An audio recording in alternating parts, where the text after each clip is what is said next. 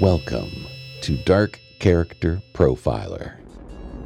Take a deep dive into the background and personalities of villains from books, video games, manga, and comics. Psychological analysis of some of the most deviant and heinous characters of all time. Now, here's Fulcrum. Welcome to Dark Character Profiler, where we step into the minds of fiction's most infamous figures. I'm Fulcrum, your host and guide into the shadows. Each episode, I take you beyond the story and into the psychology, exploring motives, diagnoses, and the darker truths that drive these characters. Together, we'll uncover what makes them tick, what breaks them, and why their darkness continues to fascinate us. Let's begin. Dark Character Profiler. Case Log 0712, Mithron Eurodo, known to most as Grand Admiral Thrawn. When I first opened his file, it didn't feel like the others. No frantic warnings, no red flags, no instability indicators ready to snap like brittle bones. Instead, there was a single note clipped to the front. Approach with precision. He will analyze the way you analyze him. Thrawn's presence is quiet but heavy, the kind of weight you feel before you ever see him. People describe him as calculating, unshakable, and eerily calm, but those words don't quite capture it. Thrawn doesn't walk into a room. He studies it. He reads people the way other men read maps, tracing their patterns, their mistakes, their histories, and their secrets. He observes art, culture, identity, and pulls meaning from every brushstroke and symbol. And tonight, I'm blending both sides of him, the canon strategist and the legendary visionary, to build a complete psychological portrait. 2 interpretations, 1 core personality. This is not the story of a man driven by rage or trauma. This is the story of a man shaped by discipline, expectation, and a level of clarity that borders on unsettling.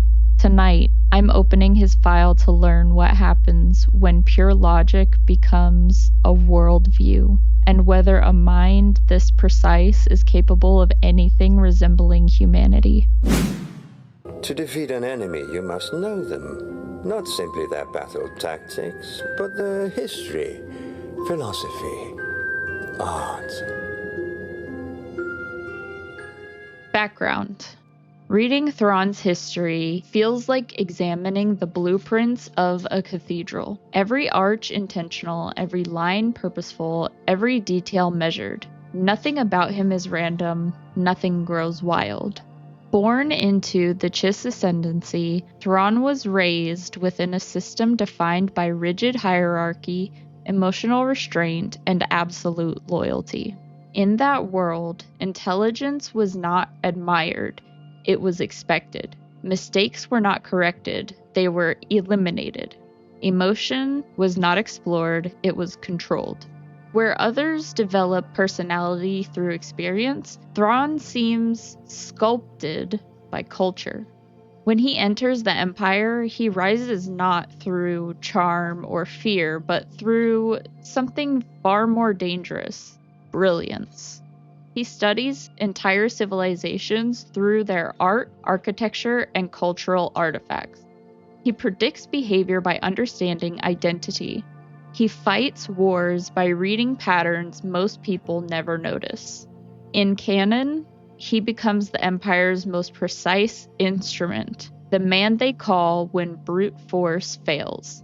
In Legends, he becomes the architect of the Empire's future, rebuilding its broken remains with order and discipline. 2 timelines, 1 mind. A mind that plans battles like symphonies, each movement deliberate, each note foreseen. Trauma. Thrawn's trauma doesn't shout, it whispers. He wasn't shaped by tragedy or abandoned as a child. He wasn't broken by violence or tormented by loss. His wounds come from something quieter, the pressure of perfection. The Chiss raise their children in a world where 1. Emotion is weakness. 2. Logic is identity. 3. Control is safety. And 4. Duty is everything. This kind of environment doesn't create dramatic trauma responses. No panic attacks, no emotional volatility. Instead, it creates absence. It creates stillness so complete that emotions become a foreign language.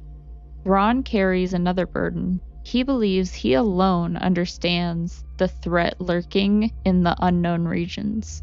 This belief isolates him, not because he is isolated physically, but because his mind stands apart from others. It is the trauma of responsibility, not pain. Mental state. Imagine Thrawn in an interrogation room. Dim lighting, a metal table, silence thick enough to touch. Most people shift under the weight of that environment, tapping their fingers, searching for words, giving away fear they can't hide. Thrawn simply sits. Perfect posture, hands folded, eyes steady and unblinking. He doesn't stare to intimidate. He watches because every movement, every breath, every flicker of emotion is information. To him, observation isn't a tactic, it's a language. When he speaks, the words fall in soft, controlled tones. No tension, no hesitation. He answers as if he has already run through every possible version of the conversation and chosen the most efficient one. His thoughts are clean and linear. His emotional presence is barely detectable. There is no impulsivity, no panic, no volatility. If anything, the room feels like he is the one evaluating you. Fulcrum's personality breakdown. Before I continue with Thrawn's personality breakdown, here's the scale. Hurricane scale, Category 1 equals calm breeze, and Category 5 equals total storm. Imagination and insight, Category 4. Thrawn sees patterns inside patterns, in art, behavior, tactics, even silence. His interpretation of culture becomes a tactical advantage, and his imagination works like an architect sketching futures no one else can see. Control and order, Category 5. Structure is not just preference for Thrawn, it is oxygen. Every strategy is organized, every movement intentional. Order is the lens through which he understands the galaxy. Social energy, Category 1. Thrawn doesn't need the noise of conversation. He moves through social spaces with quiet purpose, speaking only when there is value in doing so. Compassion and cooperation, Category 2. He understands people through an analytical lens.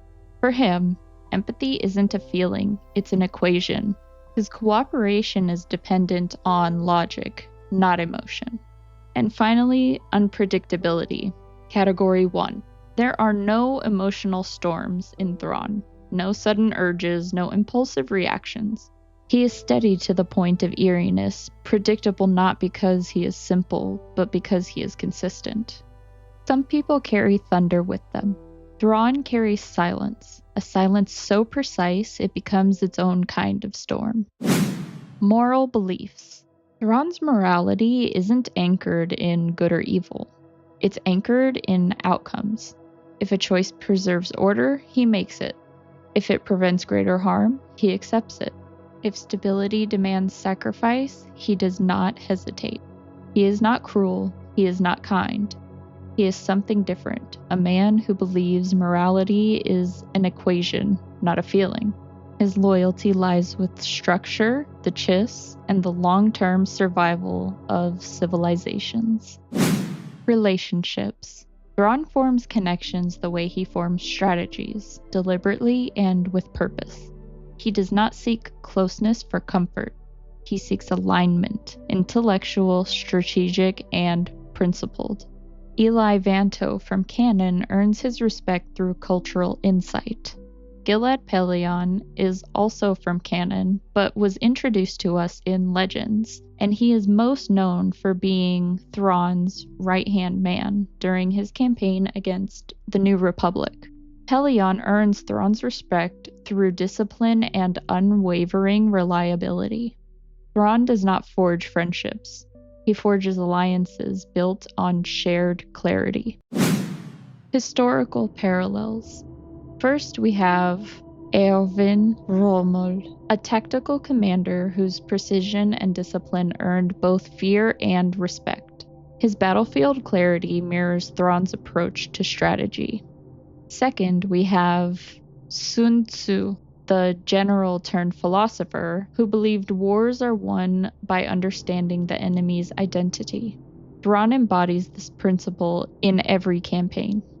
And third, we have Thomas Cromwell, a political strategist who reshaped power structures through deliberate, calculated action. Like Thrawn, he worked quietly and relentlessly. Before we continue with the episode, I want to take a moment to thank all of you who've been listening and supporting Dark Character Profiler. Every play, every follow, every vote on the polls really helps shape the direction of this show. I started this project because I wanted to dig deeper into the psychology of dark and complex characters. But it's the conversations with you, the listeners, that keep it alive. Your support means more than I can say, and I'm grateful to have you here with me each week as we explore the darker corners of fiction together. Dark Character Profile. Criminal behavior. Thrawn's actions may look harsh, but they're never emotional. He does not kill for pleasure. He does not dominate for ego. He does not manipulate out of insecurity. His decisions are strategic, measured, unemotional, and efficient. He commits acts that cross moral boundaries, but always for reasons he can articulate clearly. From a forensic standpoint, he is dangerous not because he is unstable, but because he never loses control. And now, the final analysis. But first, just a little house cleaning. This podcast is for entertainment and educational purposes only. While we use the DSM-5 as a framework to provide psychological analyses of fictional characters, the discussions are not intended to diagnose, treat, or provide professional mental health advice. The interpretations shared are based on hypothetical scenarios and creative exploration and should not be applied to actual individuals or situations. For mental health concerns or diagnoses, please consult a licensed professional. Listener discretion is advised. Dark Character Profile. Psychological testing. If I put Thrawn through modern psychological testing, here's what we would see. Extremely high analytical reasoning, exceptional pattern recognition, almost no impulsivity, very low emotional expression, high intellectual empathy, minimal trauma impact, no psychopathy, and very strong internal stability. He performs like a mind engineered for strategy. Diagnostic summary. Thrawn is a high-functioning, low-emotion, highly strategic individual whose traits align with 1. Obsessive-compulsive personality traits. Thrawn prefers structure, pattern, and control in almost every part of his life. He thinks best in organized environments and relies on routines that support efficient decision-making. However, his need for order is not distressing or rigid. It enhances his functioning rather than impairing it. For that reason, these are traits, not a full OCPD diagnosis. 2. Schizoid personality traits. Thrawn tends to be reserved, emotionally restrained, and internally focused. He prefers solitary work, intellectual analysis, and relationships based on respect rather than emotional closeness. But he does not withdraw completely, nor does he struggle to function socially or professionally. Because of this, these remain traits, and again, not a diagnosable personality disorder. 3. Possible autism spectrum traits. His intense interests, formal communication style, and pattern-oriented thinking resemble features seen in autism spectrum presentations. However, he shows no impairment in communication, daily functioning, adaptability, or social intelligence. He reads people exceptionally well, just in a different way than most. This makes these non-clinical characteristics, not a diagnosis. And 4, no major mental illness. Thrawn shows no indicators of hallucinations, delusions, psychosis, mood instability, or trauma-based dysfunction. He is psychologically stable, consistent, and internally organized at every observable level. An important clarification for listeners. Note: Thrawn exhibits identifiable personality traits that overlap with several diagnostic categories, but none of these traits rise to the level of clinical impairment. Under the DSM-5-TR standards, he does not qualify for any formal mental disorder. The traits described above represent his cognitive style and emotional tendencies, not clinical diagnoses. Final thoughts. When I look at Thrawn, I don't see a villain or a tyrant.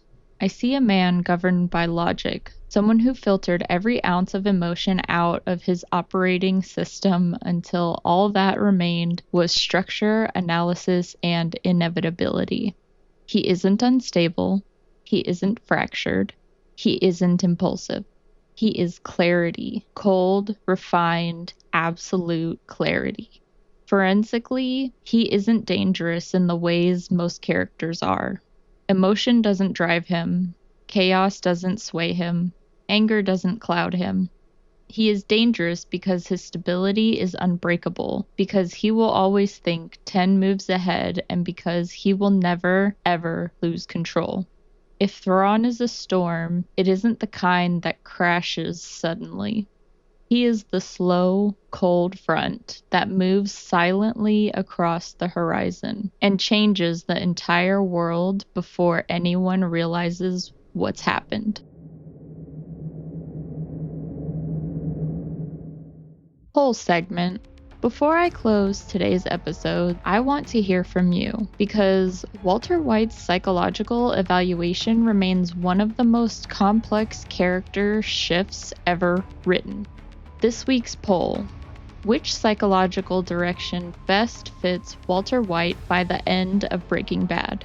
1. Narcissistic personality disorder, a transformation defined by growing entitlement, hunger for recognition, and the belief that he deserved admiration and control. 2. Antisocial personality disorder, a descent into manipulation, emotional attachment, and a willingness to harm or exploit others to achieve his goals. 3. Delusional disorder, grandiose type, a shift into a worldview where Heisenberg wasn't a mask at all, but a destiny, a larger-than-life identity he believed he was meant to embody. Or 4. Something else. A psychological blend, a moral collapse, or an interpretation beyond diagnosis. Leave your answer in the comments. I always read them, and your perspective shapes where we go next. That concludes this profile on the darker corners of the mind. Whether born from trauma, obsession, or the lust for power, these characters remind us just how thin the line is between order and chaos. If you found this analysis compelling, make sure to follow Dark Character Profiler on your favorite podcast platform. Leave a review and share this episode with others who dare to peek into the shadows. Until next time, stay curious, stay critical, and remember, the darkness is always closer than it seems. Thank you for listening to Dark Character Profiler with Fulcrum. Listen every other Tuesday on Spotify, Apple Podcasts, and Amazon Podcasts.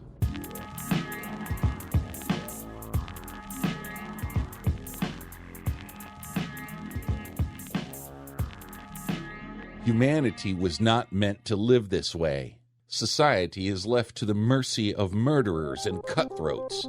Hear Paige Zaplin Dam's epic tale brought to life in an audiobook. For years, Slade had felt secure in the forest. I am from simple, humble beginnings. I was raised in the Ironwood by an Ogress, an Anaral. He saw immediately that she was beyond a healer's aid. Even a skilled witch could not help her recover from losing so much blood. Mother? Slade thought he wanted revenge. Instead, he got redemption. A kingdom of ash and steam, The Ogress's Son, a dystopian neo-Dark Age fantasy, narrated by Rich Fraser. Now available on iTunes and Audible. I promise you I will find whoever did this and avenge you, Mother.